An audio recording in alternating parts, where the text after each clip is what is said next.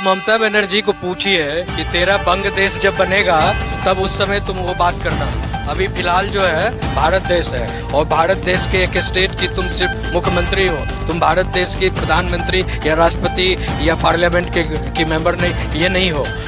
Lok Sabha speaker या Rajya Sabha speaker नहीं हो, समझे ना। तो इसीलिए इस तरह की भाषा में बात करना तो ये it's a total criminal statement और ममता बनर्जी के खिलाफ इमीडिएटली जो है भारत सरकार को FIR कर उसको अंदर करना चाहिए और प्रेसिडेंट रूल भी लगाना चाहिए। और ममता बनर्जी के ये क्रिमिनल स्टेटमेंट के खिलाफ कि हम जो है वक्फ बोर्ड अमेंडमेंट बिल को जो है बंगाल में लागू नहीं होने देंगे, ये क्रिमिनल स्टेटमेंट है। बिकॉज ये कोई सड़क छाप कानून नहीं है, पार्लियामेंट के द्वारा पारित कानून है और पार्लियामेंट के द्वारा आप खुद पार्लियामेंटेरियन रह चुके हैं, केंद्र में मंत्री रह चुकी हैं और आप एक संवैधानिक पोस्ट पर वो बंगाल में बैठी हुई है मुख्यमंत्री के पद पर, और उसके बावजूद भी इस तरह की बात कह रही हैं कि हम केंद्र सरकार पार्लियामेंट के कानून को, हम अमेंडेड कानून को नहीं लागू होने देंगे। इसका मतलब आप क्रिमिनल हैं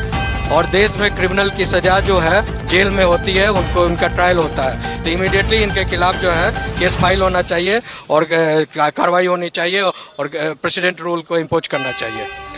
देखिए, मुख्यमंत्री ममता बनर्जी जो है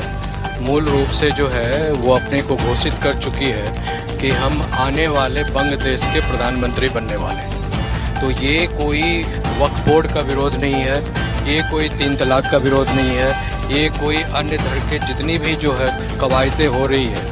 मुसलमानों के बेनिफिट में हो रही है, लेकिन उसको ये लोग विरूपित कर उसको प्रोजेक्ट कर रही हैं और मुसलमानों को उकसा कर जो है पूरे देश में जो है इस तरह की जो है सिविल वार को न्योता देकर करवा रही हैं। बेसिकली ममता बनर्जी जो है वो अपने को कहती है मेरा नाम मुमताज बानो है। जैसे मुलायम सिंह अपने को कहते थे मैं मुल्ला मुलायम हो गया हूँ, तो उसी तरह ममता बनर्जी अपने को मुमताज बानो घोषित कर चुकी हैं और वो कह रही हैं कि मैं पूरे वेस्ट बंगाल को, ये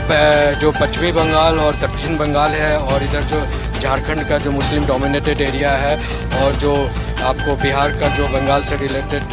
एरिया है, जैसे आपको किशनगंज, मुर्शिदाबाद, किशनगंज है और अररिया, पूर्णिया, ये सब एरिया है जहाँ पर 90% मुसलमान डोमिनेट कर रहे हैं। तो ऐसे तमाम लोगों के संगति में है और वो चाह रही है कि पूरे एरिया को भारत के टुकड़े कर बंग देश बनाया जाए। हाँ, तो इनका दिमाग कहीं और चल रहा है। इसीलिए भारत सरकार को फोर्थविथ जो है तुरंत जो है एक्शन लेना चाहिए और इसको जो है 356 लागू कर देना चाहिए। इसमें कहीं से इफ्स एंड बट की कोई गुंजाइश नहीं बचती है।